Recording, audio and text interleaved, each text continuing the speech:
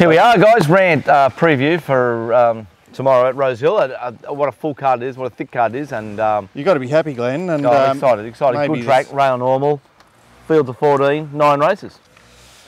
Yes, be there or be square. It's, be there or be square. If you do your punting right tomorrow, look, honestly, if you back one winner, you probably, you know, there's not going to be much in your day. If you back 2 winners, you'll win. Yep. That's the way I'm looking at it. If you have 2 winning races tomorrow, you're going to win on the day. So it'd be nice if you backed 5. It'd be awesome. But a hard program. Yeah, look, I don't think the track will have too many terrors. It's just going to be benign, I'm going to say. I know we used to say back in the true, they'll be blousing.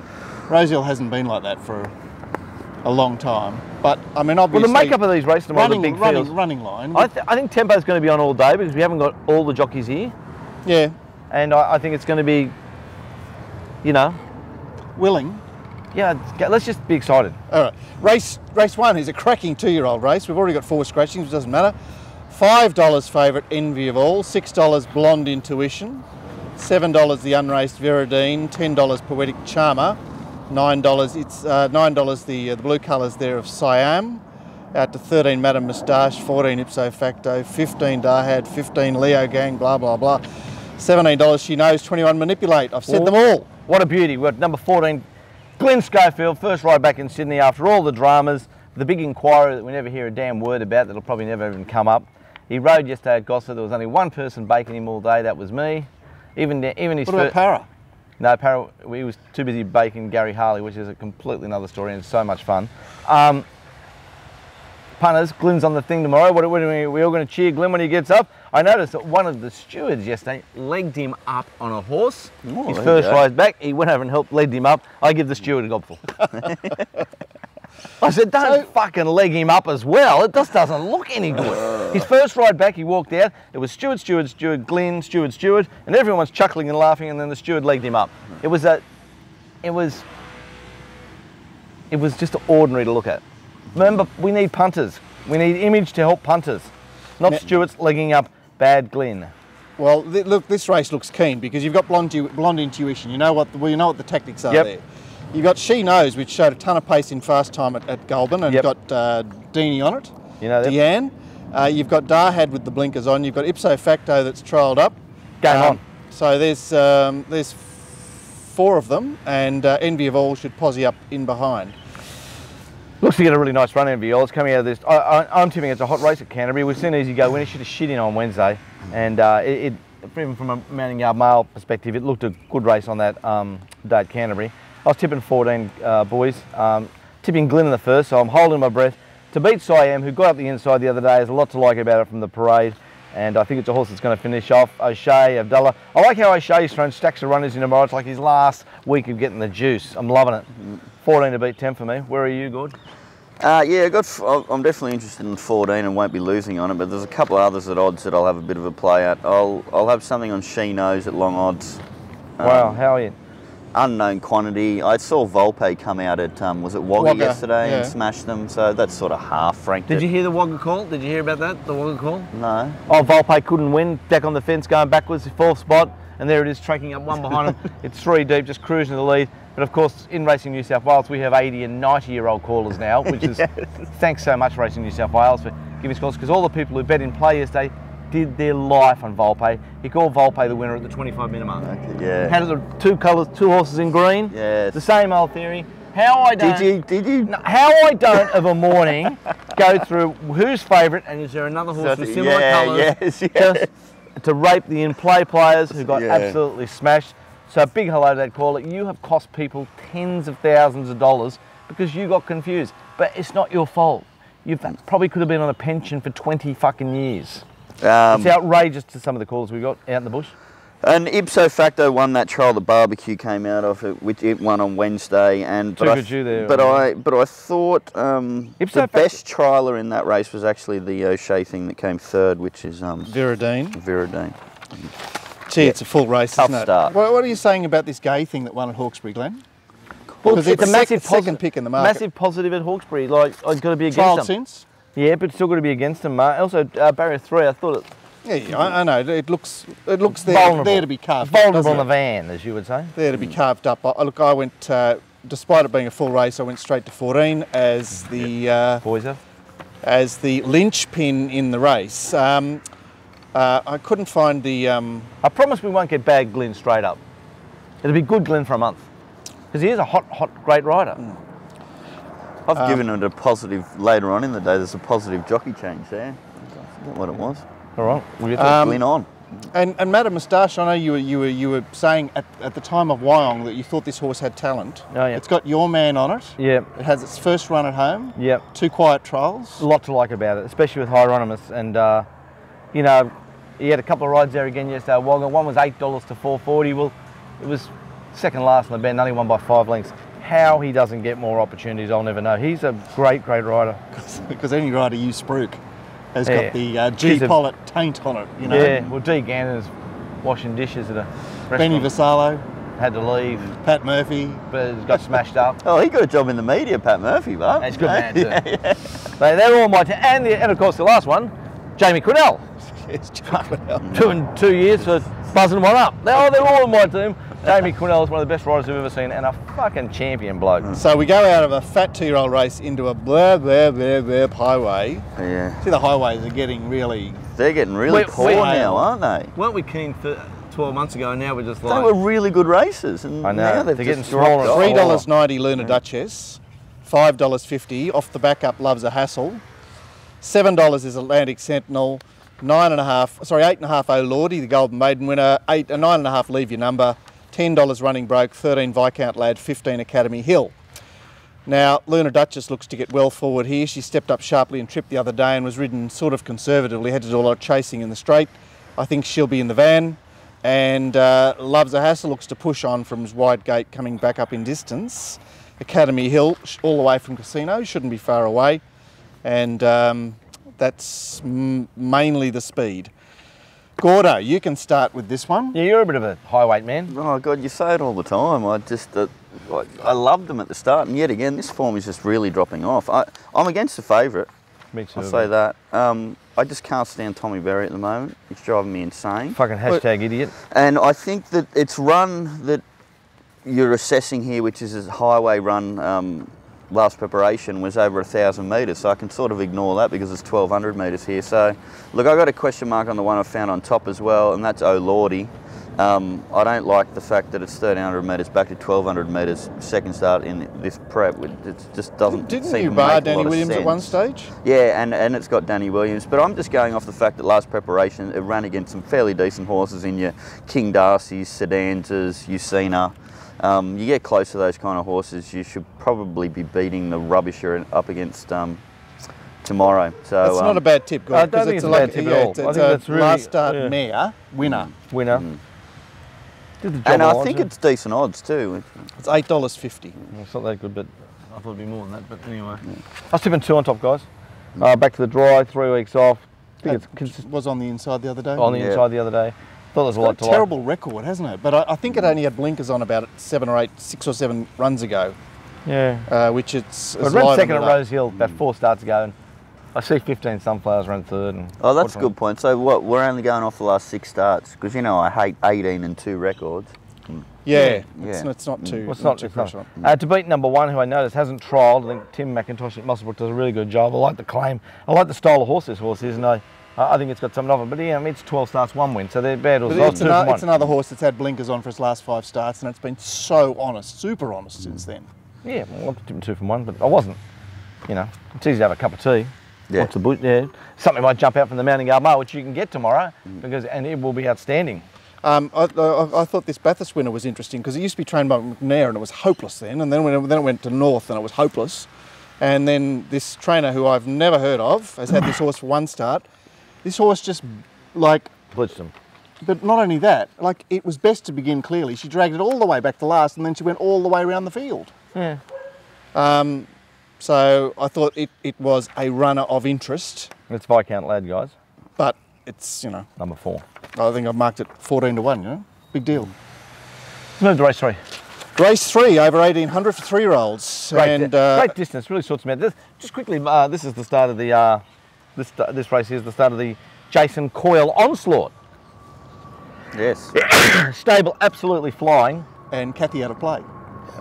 Which is just like Wednesday. What about that, eh? Yeah. Jess Taylor takes one, gets the job done, and Ty Anglin takes the other. When's he going to learn? What about the caller? He said, "Oh, Jason called Kathy's missed out in the double." Well, I don't know about that. One by a head in the last try. What the other one? She might have won on White Moss. Yeah, she would have won on White Moss. She would have won on White Moss. So to that caller, we all know. I don't want to whinge about the caller. People get all upset with me. Anyway, big hello to Steve Stevens, who thinks that you're way too hard on Kathy. Too hard on Kathy or too hard on the caller? Too hard on Kathy. Oh, doesn't he think I'm? Is he too hard on her? Oh, he wasn't bagging you. He was just saying he thought you were hard on her. No, I'm not really hard on her as a person. I'm sure she's a lovely girl. She's successful, and I'm tipping she's a great daughter, and I'm reckon she'd be a hot girlfriend and all that. I'm just trying to find value for punters, because even though we're racing around, we're also like the punters show, and with your only hope. $4.40 black on gold, $4.40 Oklahoma Girl. They're my two numbers. $8 Siren's Fury. $7 Top of the Range, up from, he's a pen job, up from Melbourne. I penned him. $9 Octavian Augustus, $11 Power Law, $13 Travancore, $15 Cross Stitch.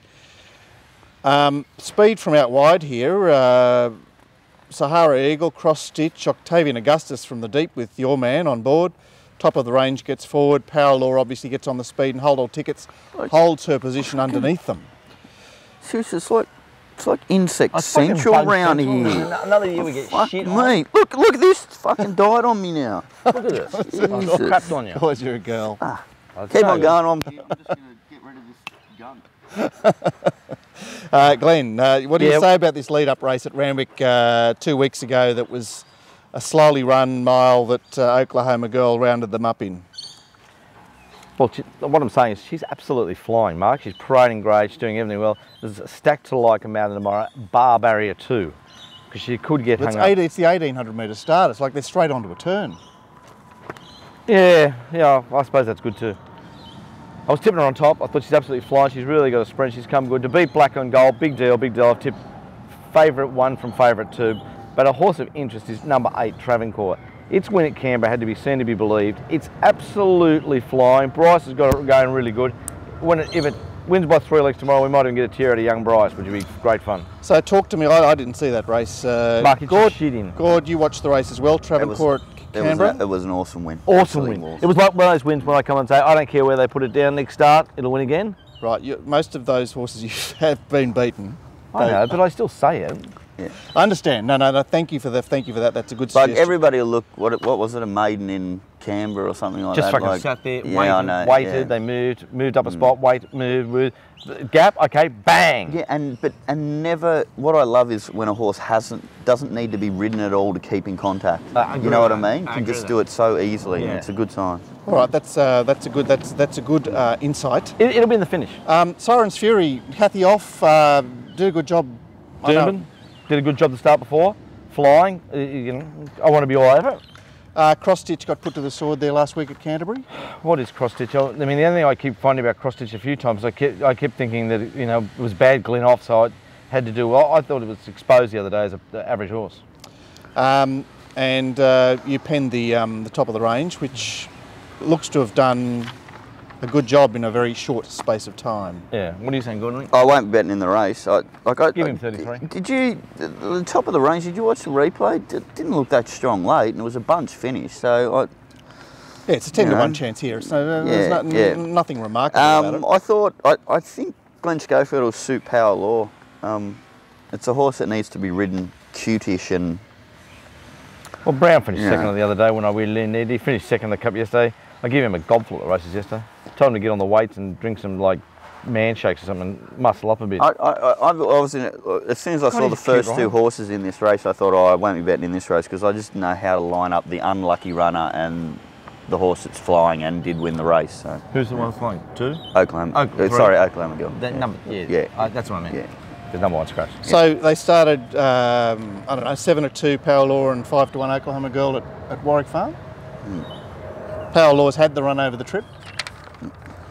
No one's saying Power Law can't win. No, I'm just saying that I think that the top 2 are vulnerable. Their platform. I don't really like their platform. Okay. It's wet Randwick. Fair walking mile. I think it's a race that's game on. I don't disagree with that either. I agree with that. But I've got to say, I think 2 and 3 are both flying. Would you agree with that?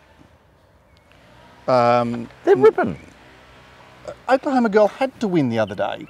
There's bloody Sizzling Bullet trying to win the race. There's Black on Gold getting no run, like getting smashed up on the inside. It was like, all right, fair just enough. had to be last cab standing. Race 4. Race 4, 3-year-old over 1,200 metres this time, and another dense race. $5.50 Calabasas. Why do you call it Calabasas? Is that its name?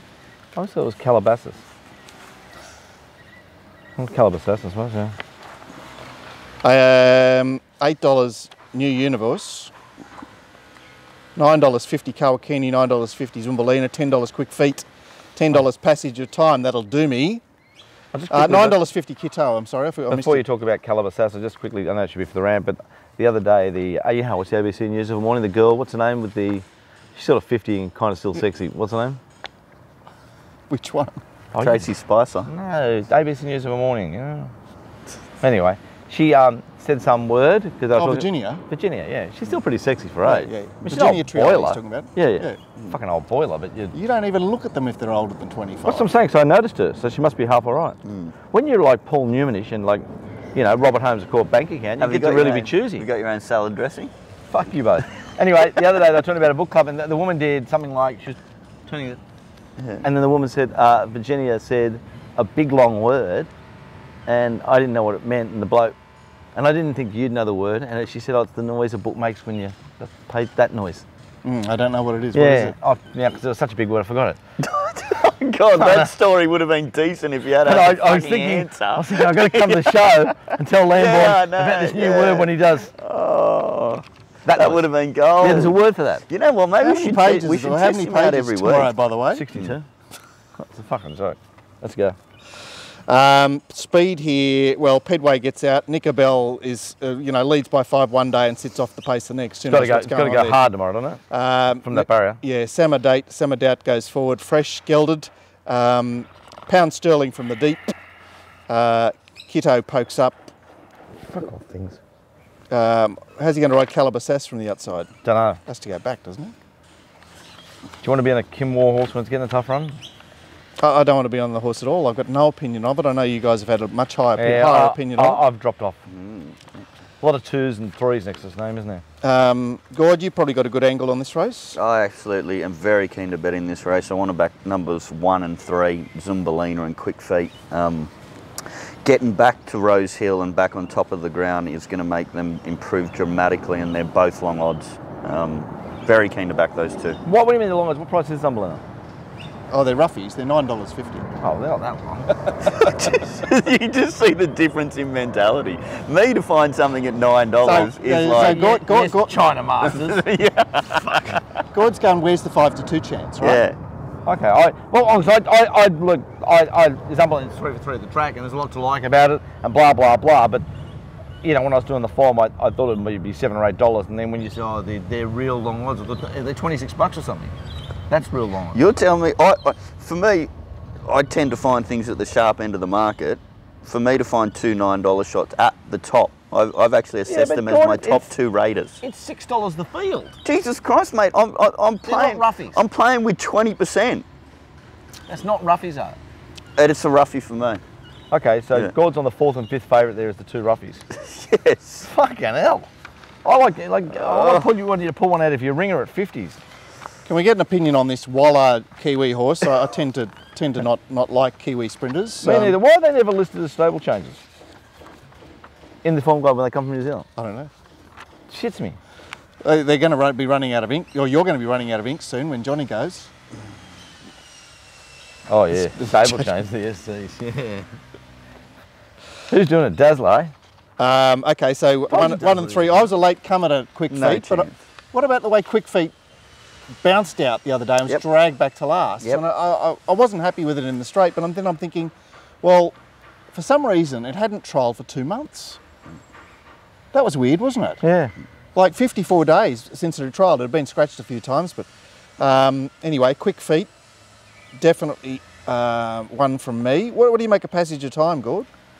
Yeah, I give it some sort of a chance. I watched that. Was it Wyong or Gosford? It was Wyong, the city. Yeah, you know how I'm keen on horses that don't get their momentum up too late off tracks like that. it sort of seemed like it was trying a little bit too hard to sort of take that run. You know what I mean? I'd prefer to have them completely held up. So I'll give it some sort of a chance. It'd be my third choice. I wasn't happy with the Radical Impact race. That can go and get stuff from me. Very true. And as I said, Calibre Sass is what you see is what you get, and there's no edge there. So what are you going to tip, Glenn? 15. I'm tipping number 15, guys. Kawakawini, hottest trainer. It's out of the lead-up race. Yeah, Jason Coyle. Unlucky day with Chadley on. I thought it should have been the finish, but I think it ticks a few boxes tomorrow. It's beautifully drawn. I think it gets a nice run. Rachel King's a hot rider, hot stable, hot odds. What price is it? $9.50. Okay, so another roughie. I'm tipping the. I'm tipping one of the favourites. I just love, no, but I love it. Like even when you talk about people, oh geez, he did a good job. He tipped that 50-1 shot and it ran a really good fourth. It's the only horse I'm tipping. I know. That was a bit unlucky last start, wasn't it? Yeah, it was. Okay, so race 5 is a very pedestrian-looking race after the 3 juicy younger horses races, races 1, 3 and 4.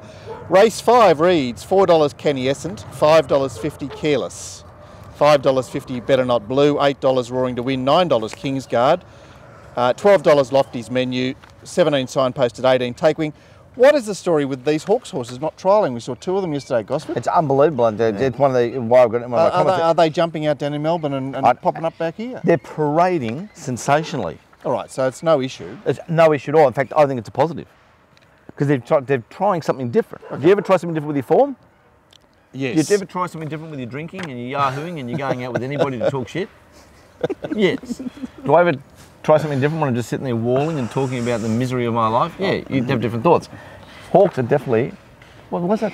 Oh no, that's the Adidas song. I thought a word had come up.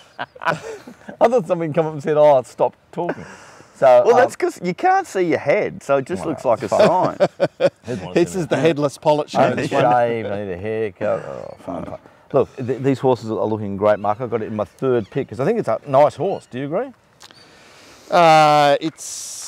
Yeah, look, there's not much to do here. Careless just finds itself in the lead. Signposted is going to poke up there. Kingsguard looks to settle up behind the speed. Does Lofty's get like about 5th on the fence there? Yeah, it does. That's what I thought.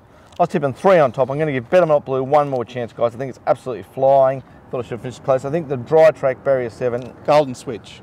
Everything I like about it. To beat 5, Lofty's Menu, I think it gets run and race stuff. And what price is it? Probably about $17. It's one of the favourites. It's $12.